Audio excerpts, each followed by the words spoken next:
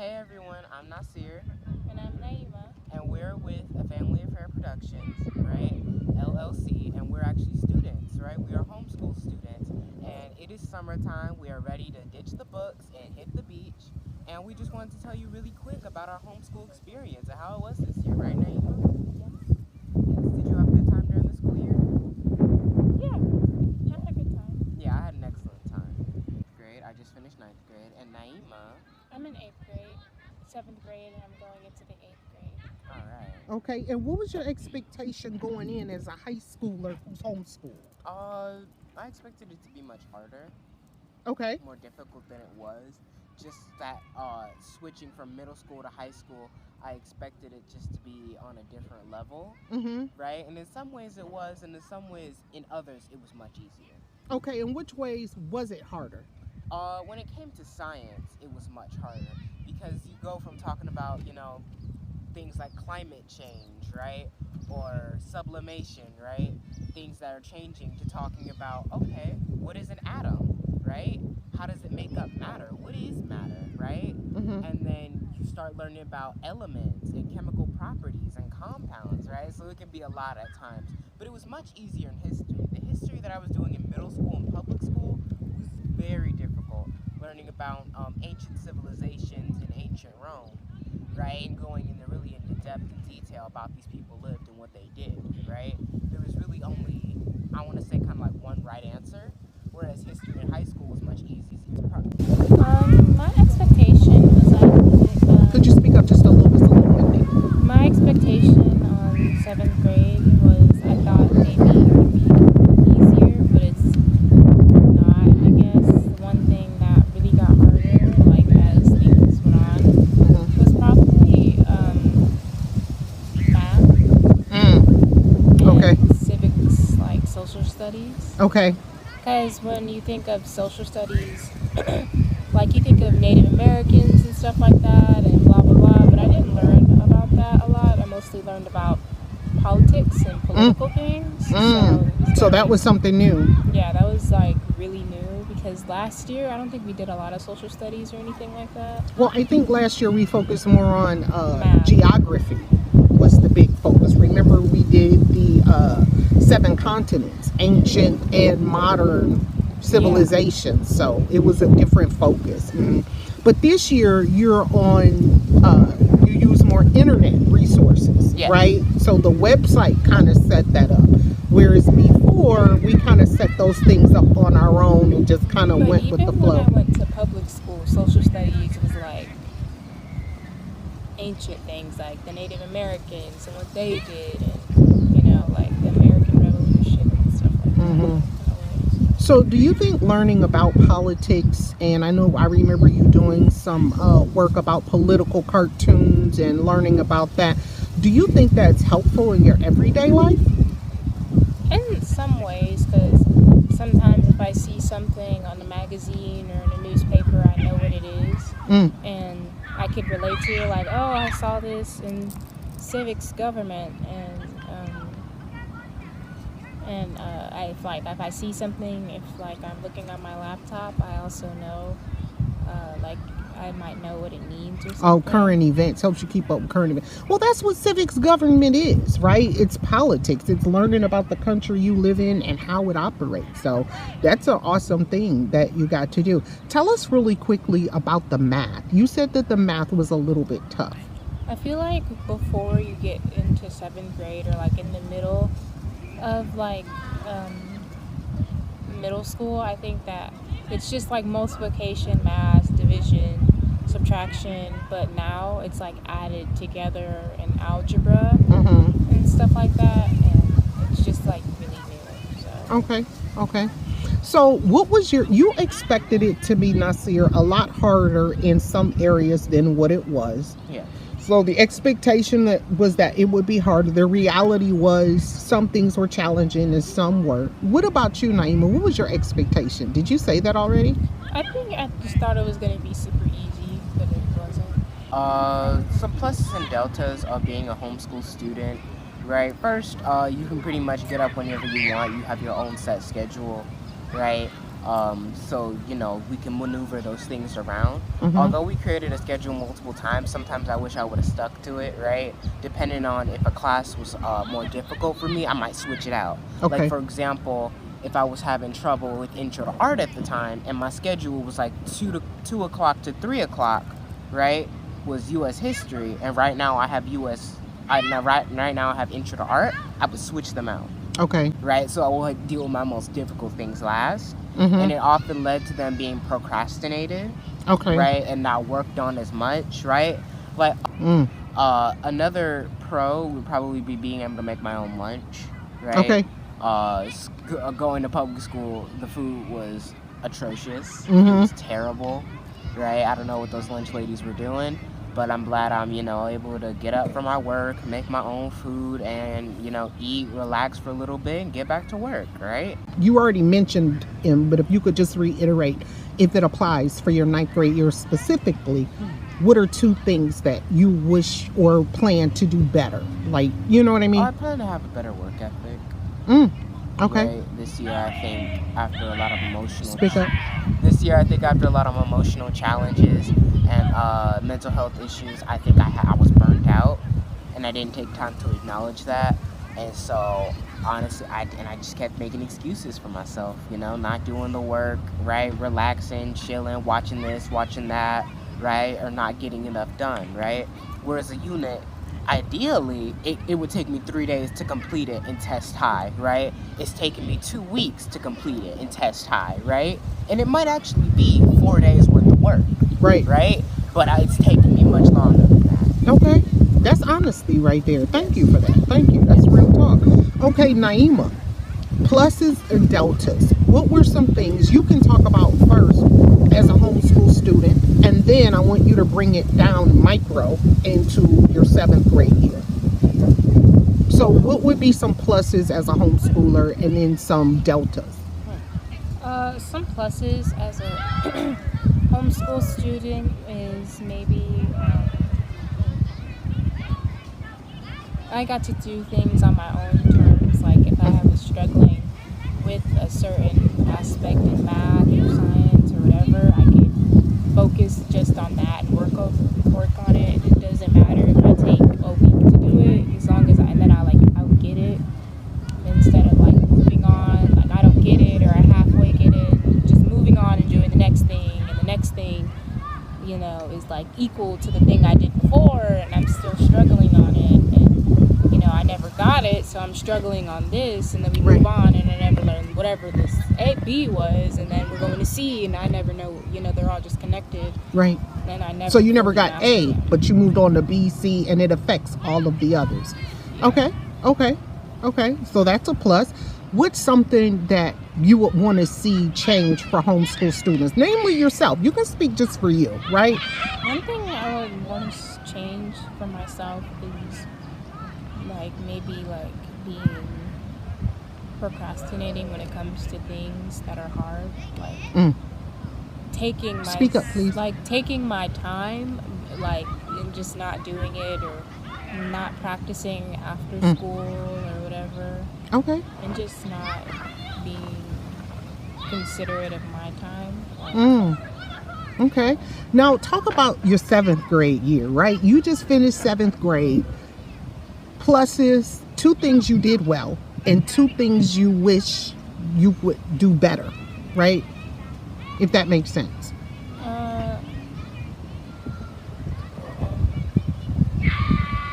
One thing that I did well was civics. And the second thing that I think I did well with was math. Okay, and I mean doing well, I understand the work part of it academically, but as a homeschool student, what are 2 things you did well?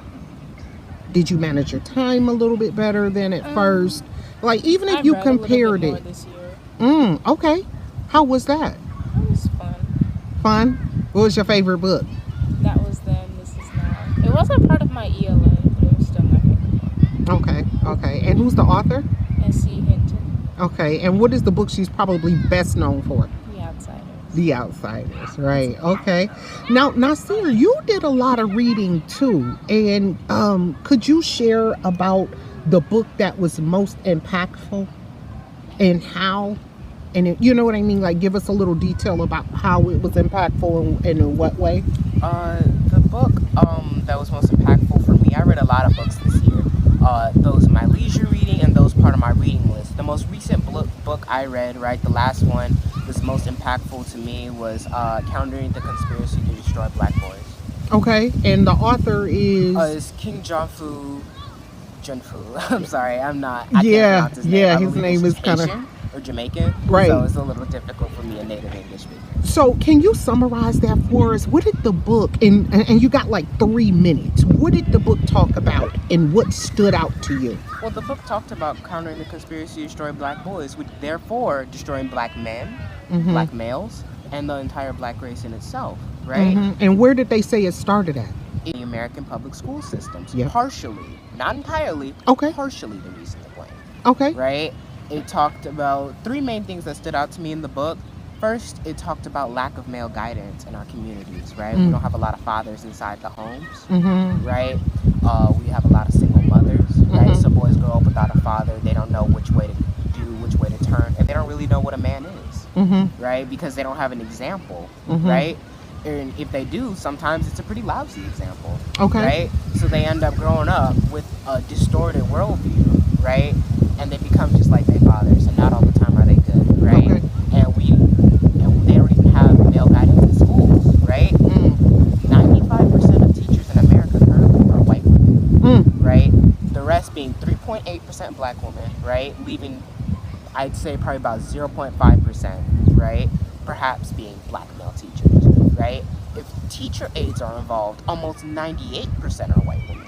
Wow. Right? When it comes to teacher aides, right? With the remaining 2% or so being around black women. Okay. Right?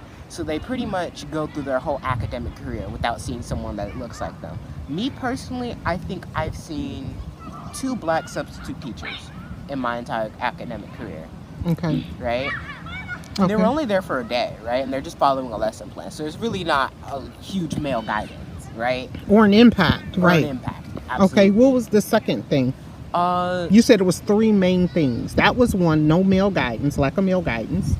Number 2, I wanted to talk about a little bit more about the school system and how it fails. Some black boys, we account for about, this book was published in 1983, right? So I'm sure the numbers have gone up since then, but then, right, we represented 35% of the special education. Wow.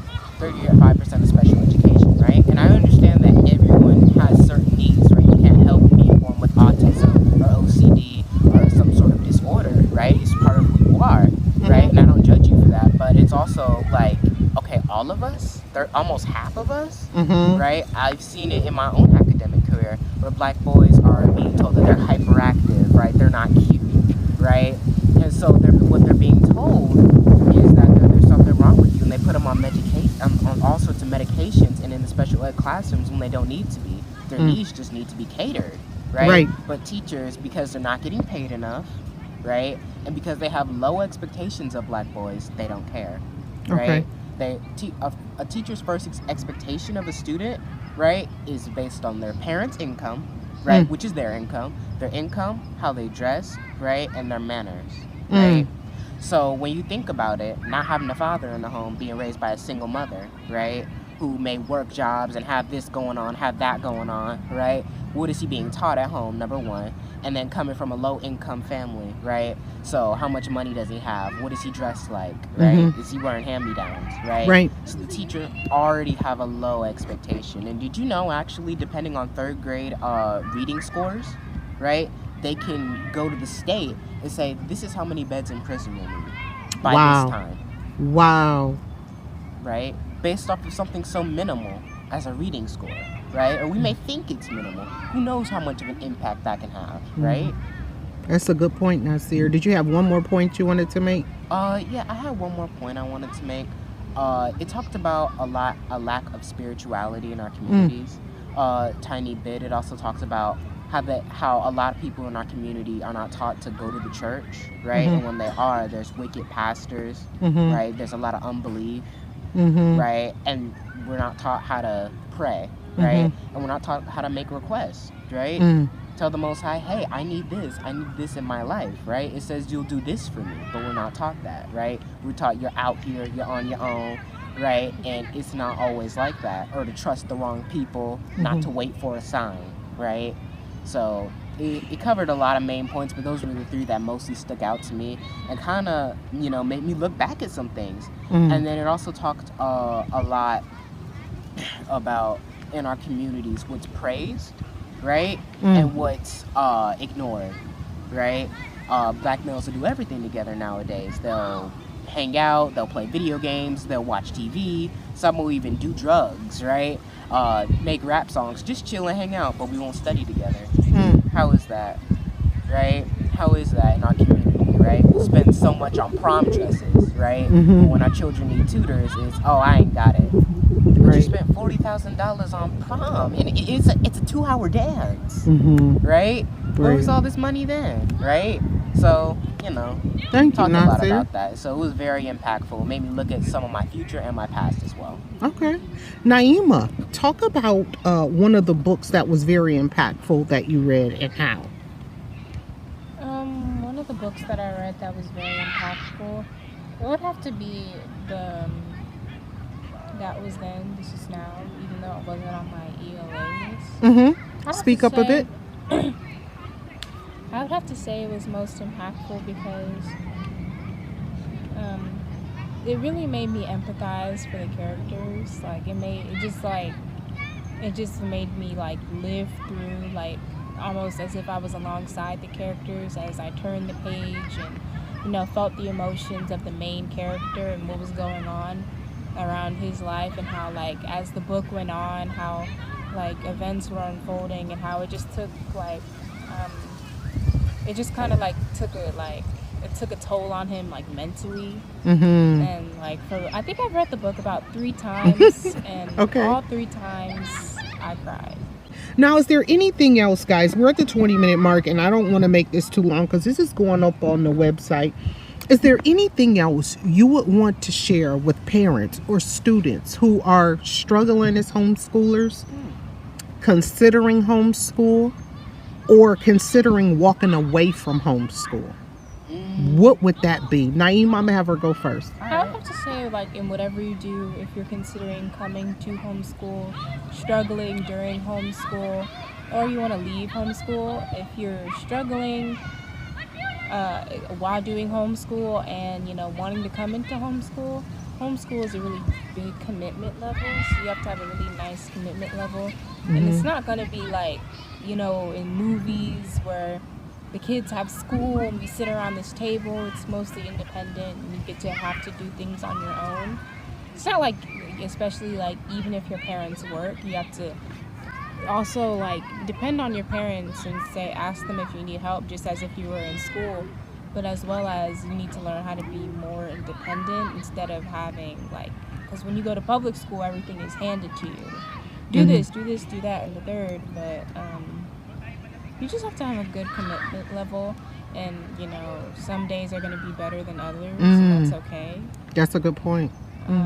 If you're leaving homeschool, you have to be ready for the change that you're going to see when you go back to public school, because that's going to be a big change if you like homeschool with just your parents, or an online school where you do everything on your own instead of like with a tutor or something like that. Get ready for the change of, being around people in general and large groups of people, having to deal with teachers as well, and having to deal with not being able to take a break whenever you want to, having to be attentive in class, and even if you don't get something, having to move on to the next subject and having to do things that you necessarily don't want to do, but you still have to do them. And you just have to, they're very 2 different things, homeschooling and regular public school. You have to get used to the change. Okay. Now, Sarah, what are your thoughts? I'd like to add on. I agree with Naima, and I'd like to add on to her statement. It's a huge change. If you're considering going back to public school, it is a huge change, right? I can admit it could be possibly more social for you, right? Depending on if you do group homeschooling, right? Or if you have friends who do public school, right? Depending on your current situation. But it's honestly a huge change, right? From being able to take a break when you need, take a breather, right? Having to ask someone, can you use the bathroom, right? Not being able to learn in your pajamas, right? School lunch, the atrocity that it is, right? So it is a totally new experience, and I recommend that you stick it out, right? Homeschool, it takes a lot of commitment, it takes a lot of hard work, right, and independency, right? But it's a great thing, but it's honestly not for everyone, right? So I recommend that you stick it out and you work hard and you push through and really consider and evaluate, if I were to go back to public school, what does this mean? If I were to stay homeschool, what does this mean, right?